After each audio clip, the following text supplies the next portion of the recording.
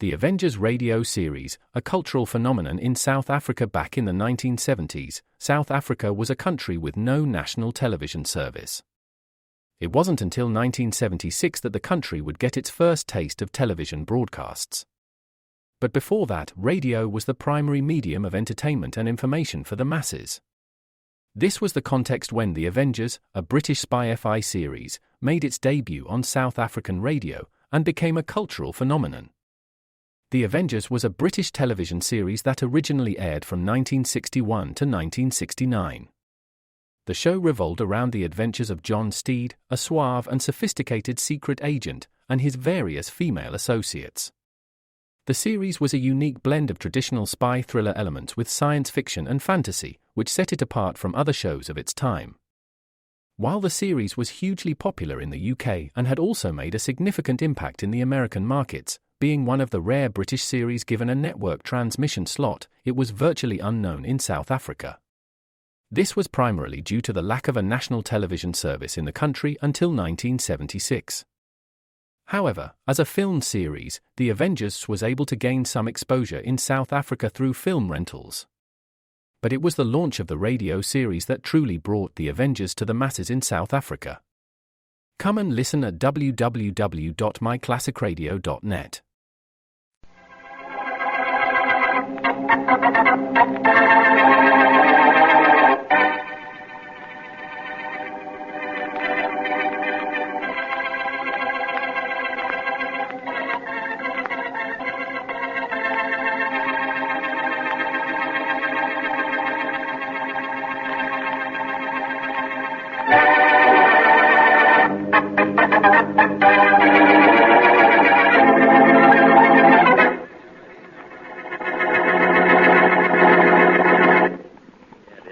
Nice. Let me alone, Frankie. I ain't done nothing. Let me alone. In through that door, now go ahead. In. Come on. Hey.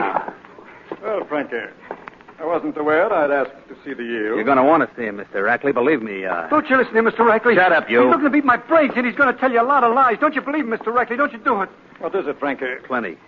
Why have you brought the yield here? You ever hear of a guy named Boston Blackie, boss? What? Yes, of course. I never did. I never heard of nobody named Boston Blackie. Be quiet, Dale. Yeah.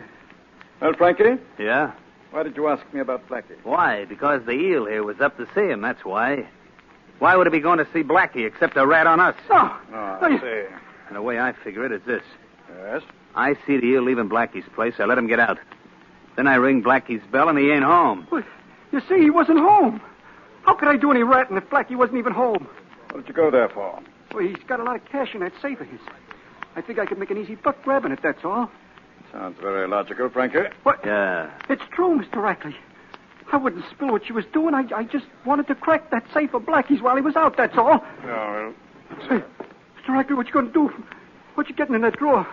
You believe me, don't you? Yes, but I don't like you. Huh? I never have. Well, I believe you in this instance.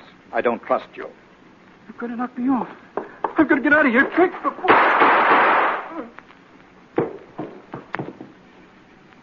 Frankie, Yeah, Mr. Rackley? shut the door, please. It's rather drafty in here.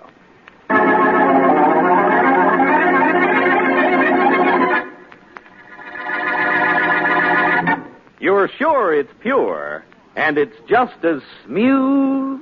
Yes, you're sure it's pure. CV's clear, clean taste tells you that and more. From your first sip of the smooth, creamy foam that billows on top of your glass, right down to that last delicious, full-flavored drop, you'll find CV bright and sparkling, light and lively, with the rich, robust, and full-bodied flavor of a real honest-to-goodness beer. A premium quality beer. Premium quality that costs you no premium in price. Our enthusiastic friend, whose voice you just heard, has a special message for those who are not familiar with the beer with the $1 million flavor. Just listen. Try it. Just try CV, and you'll agree there is no finer beer. You're sure it's pure, and it's just as smooth. Yes, sir, just as smooth. And now on to Dick Calmer as Boston Blackie, enemy to those who make him an enemy, friend to those who have no friend.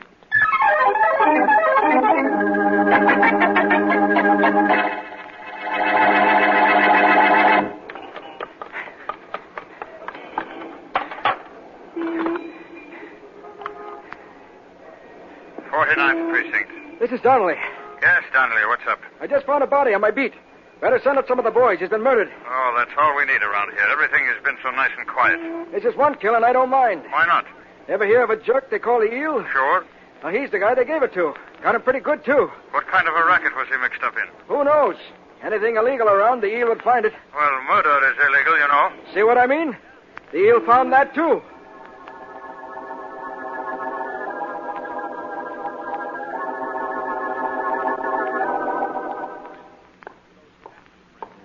Apartment 2-1. Here we are.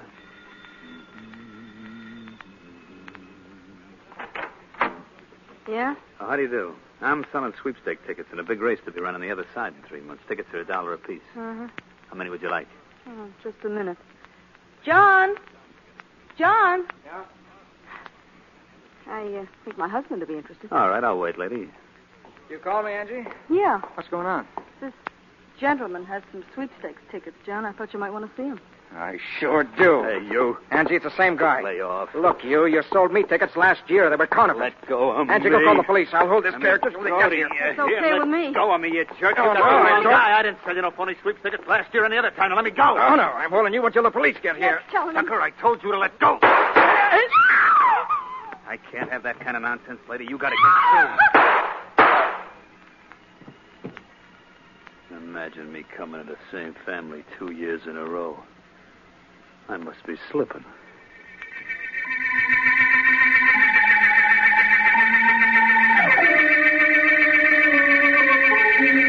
Faraday, I know the connection between the killing of that rat they call the Eel and the murder of John Blake. Okay, Blackie, so you know it.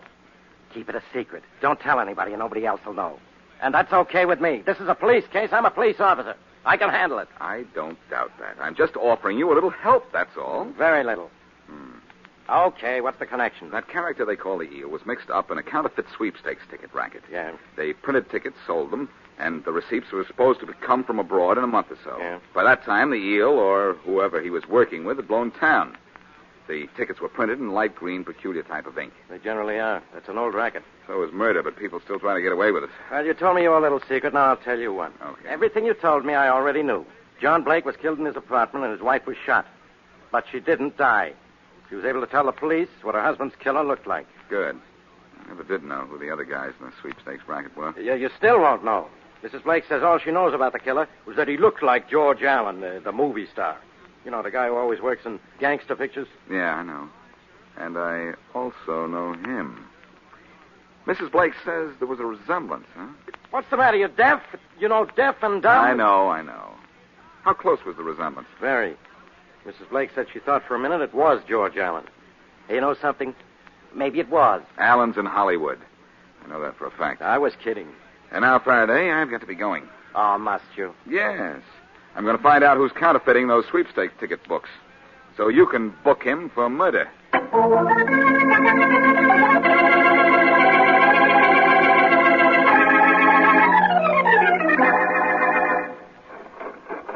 you hear me, Mr. Rackley? Not very well, Frankie. This infernal printing press is making too much noise. Come on over where it's more quiet. I think I got a little news for you, Mr. Rackley. Good news, I hope. Maybe. Not very happy with that shooting job you did yesterday, Frankie. I couldn't be helped. The guy recognized me. I must have sold him tickets in the last town we worked, and he knew they were phonies. What'd you expect me to do? Exactly what you did do. That doesn't mean I'm happy about it. What is this news you have for me? I'll show you in just a minute. Now, you know Steve, who operates our press. I certainly should. He just stopped work. Must be quitting time. He's coming over this way. Watch. I don't know what you're talking about. You will in a minute. I'm going to get washed up and blow okay with everybody. Just a minute. What's the matter? What's that bulge in your apron pocket? I want to see that. Keep your hands off me. Keep them off. Give me what you got. Never mind, I'll take it myself. That's what you'll take. Yeah. You what? You...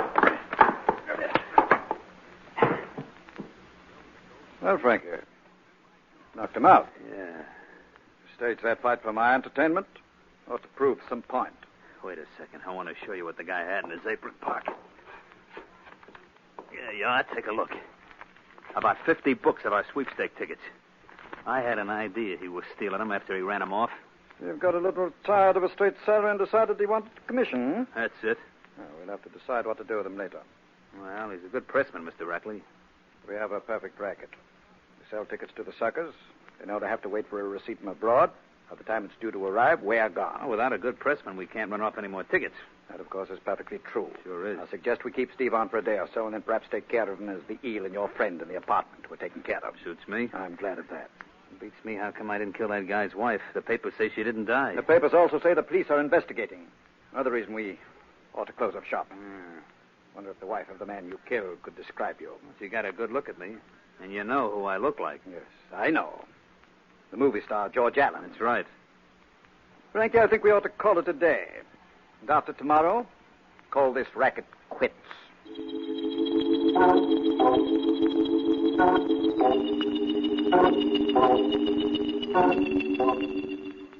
All right. Go ahead then, Blackie. But please don't do anything to disturb Mrs. Blake. Her condition isn't bad, but I just don't want to take any chances. All right, Doctor. I just want to show her a photograph. Is that okay? What kind of a photograph? Well, it might be a man who shot her husband. Well, in that case, I'd better go in with you. That's good enough for me. Shall we go in?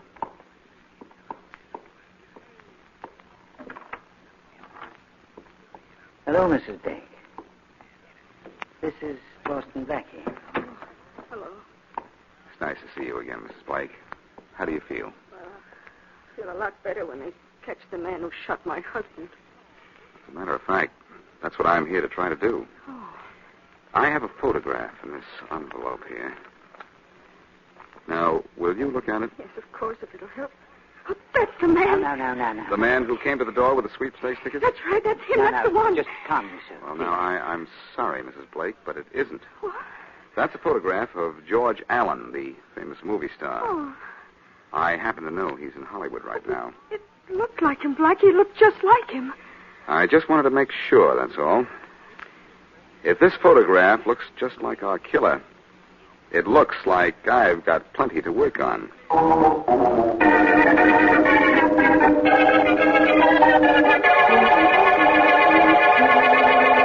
Boston Blackie? Yes, operator, this is Blackie. I'm ready with your call to George Allen in Hollywood. Good. Go ahead, Mr. Allen.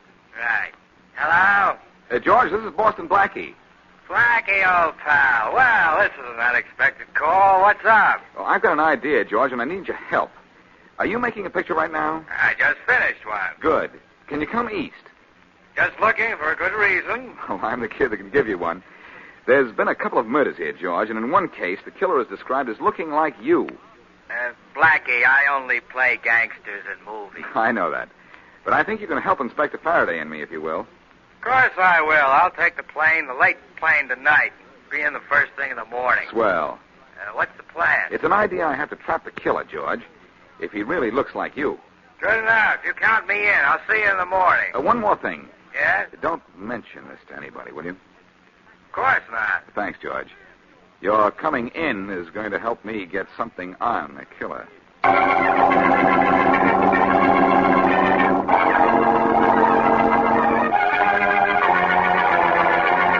Mr. Rackley. Boss, open up. It's me, Frankie. Open up. What are you doing here at this time of night, Frankie? What am I doing here? I got big news, that's what. The time I see you, you've got news about something. You're not kidding, only this is really big. What is? Wait a minute, I'll get my breath back, will you? Go ahead. I ran all the way over here. I want to take a chance that the phone might be tapped. It's a little better.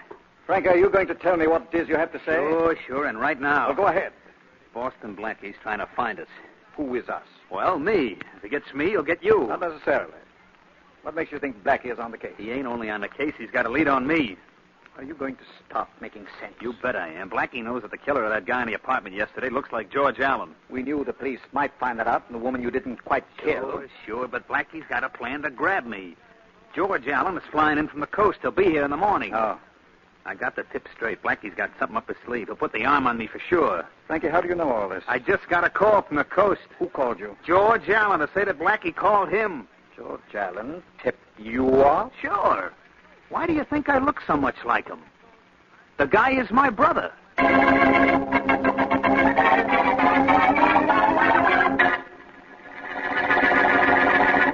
Light and lively, you bet.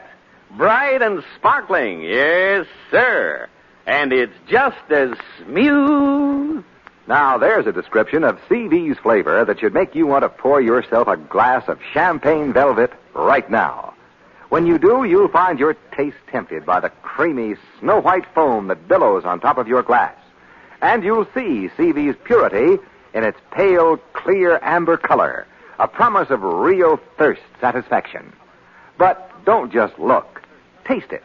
You'll find it, as our enthusiastic friend says, bright and sparkling from foam to finish, with a clear, clean taste that makes you sure it's pure. A premium quality beer made with more costly premium quality materials, premium quality that costs you no premium in price. Remember, you're sure it's pure, and it's just as smooth. Now back to Boston Blackie.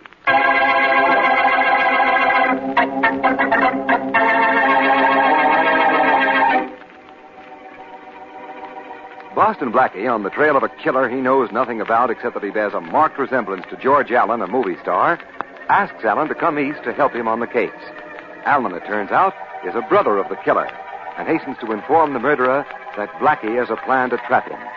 Unaware that he has been double-crossed, Blackie takes Inspector Faraday to the airport to await Allen's arrival from Hollywood.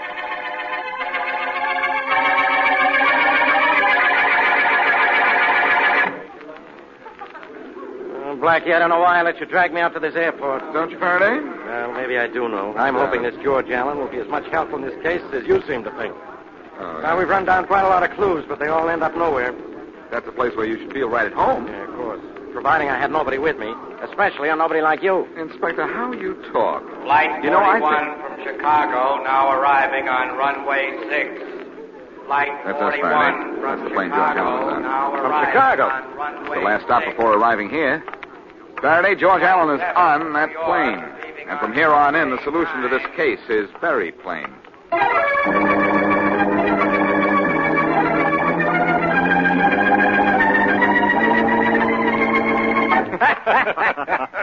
Sure.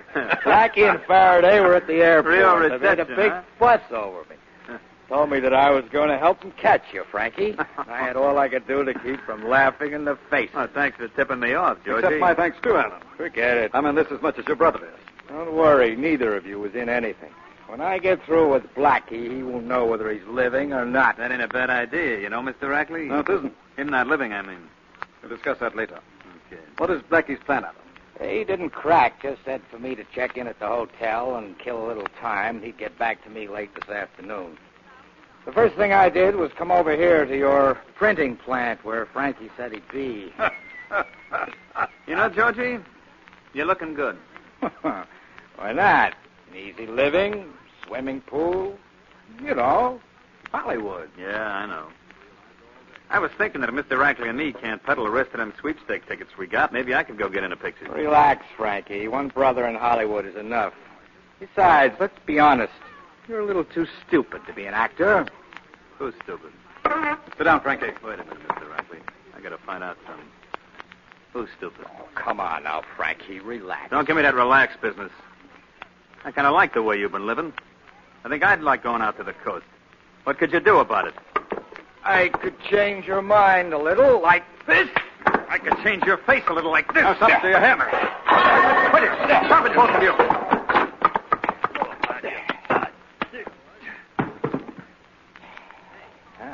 That brother of mine is handier with a gun than he is with his hands, isn't he, Mr. Rackley? Evidently. Frankie did muss you up a little, though. Oh, Taylor can take the wrinkles out of this jacket in 5 minutes. Nice jacket, isn't it? Yes, sure enough. Cost $175. Really? 150 in blue or brown, but I like it in light gray. Knocking out your brother doesn't bother you much.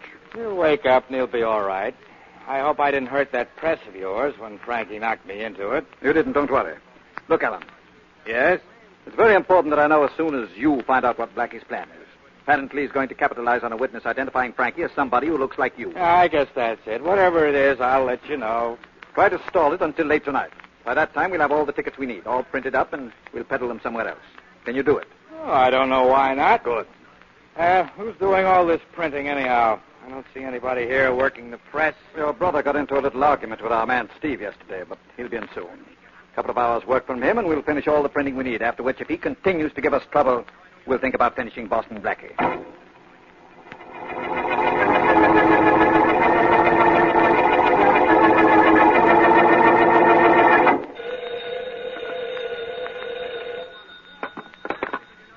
Hello?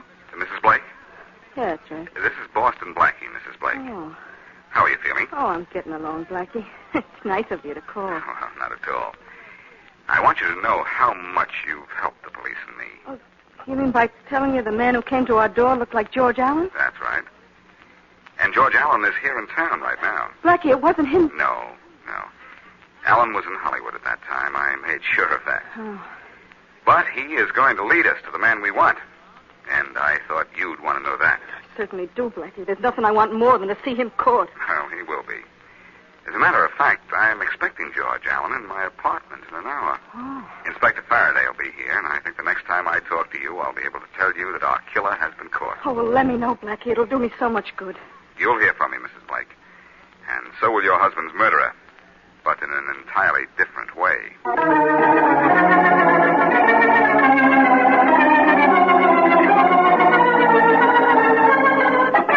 So, genius, where's your friend George Allen? I don't know, Faraday. I left word at his hotel to meet us here. Maybe he's too busy signing autographs. That's something you'll never be called on to do, even if you could write.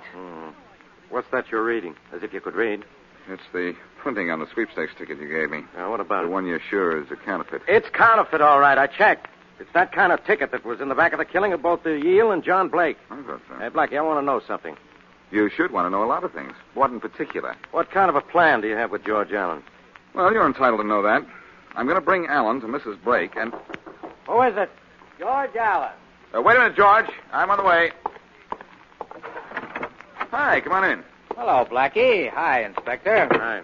We've been waiting for you, George. I was out, Blackie. When I got to the hotel, they gave me your message to come here, and I didn't even bother going up to my room. I came right over. Oh, that's nice. I'm glad. Well, are you ready for me to go to work? Yes, and I'm ready to go to work on you. Blackie, are you nuts slugging the guy? What's the big idea? It's only a small idea, but it's getting bigger by the second, like this. Blackie, you're crazy. Sure. I know, and I know something else, too. I know you've been in touch with a gang that's making counterfeit sweeps tickets. Either tell me where I can find them, or I'll break that nose of yours, just as a starter. You don't mean that. You wouldn't bet. Okay, I'll tell you. Make it fast. What did you do? Follow me? You know I went to that printing press? Blackie didn't follow anybody. He was here with me all the time. Then how did you know, Blackie? Never mind how I knew. Just tell Faraday and me the address I want. We've got pressing business at that printing plant.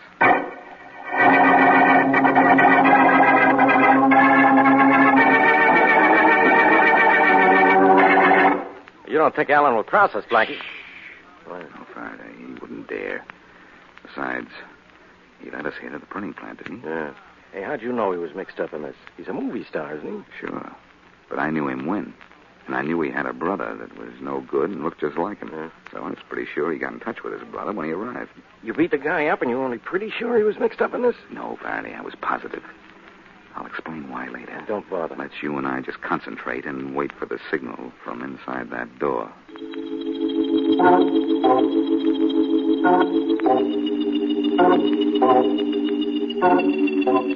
Now, look, both of you, Rackley and Frankie, listen to me.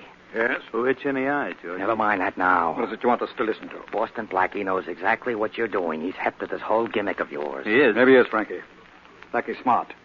But he'll never find this place. No, he's waiting outside with Inspector Faraday right now to come busting in here and grab you two when I give the signal. What? How did he get here? I brought him. Oh, you're no good. Frankie, put that gun away. Put it away. That chance this brother of mine never was any good, I'm going to plug him. Frankie, don't fire that gun. I had to bring them down here, but there's still time to get away. I'll say you weren't here. Stall until you get going. Only don't shoot. Frankie, you shouldn't have. That was the signal. Open up in there. Open up. There's some money in that drawer, Frankie. Get it and we'll get out the back way. Right. We'll be out of here. Hold it, you two. That's right. Hold it. Nothing. I'm going to... No, don't shoot anymore. Don't shoot anymore. What he's trying to say, Faraday, is don't shoot anymore. Well, I think this cleans up our case, Inspector. Yeah, but it's about time you cleaned up a couple of points, don't you think, Blackie? Certainly. I'll take whatever is left of these characters downtown. their own counterfeit sweepstakes ticket helped me hit the jackpot.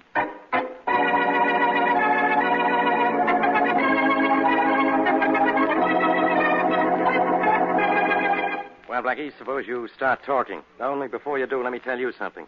That guy, George Allen, that friend of yours you imported from Hollywood to help you, came pretty close to crossing you up. Which is exactly what I knew he would do. Oh, sure. No kidding, Inspector. When Mrs. Blake said the man who shot her husband looked like George Allen, I remembered that Allen had a brother who had turned crooked. And I figured I could get one brother to lead me to the other. Yeah, that's your story now. It was my idea in the beginning, too. You know when I knew for certain that George Allen was crossing me? I know you clipped him when he came into your apartment. But do you know why? Do you need a reason? I had one this time, believe me. Yeah, he wasn't too big. I had been looking at the counterfeit green ink on the sweepstakes ticket that you gave to me. George walked into my place wearing a light gray sports jacket with a green stain on it that matched the ink on the ticket. Huh? Brackley, who was the brains of the racket, told me a little while ago that the two Allen boys, George and Frankie, had gotten into a fight, and Frankie had knocked George into the printing press. The printing press? And that's how he got the spot on his jacket. And that tied him up with his brother and the racket? Of course. Mm-hmm. After we made him take us to the printing plant, he still tried to help his brother, but Frankie didn't believe him and shot. But I'd picked the lock, and we went in. Well, that's that, I guess. Except for one little thing, I have to say. What's that? And that is the stain on George Allen's coat was what put his brother and Rackley on the spot.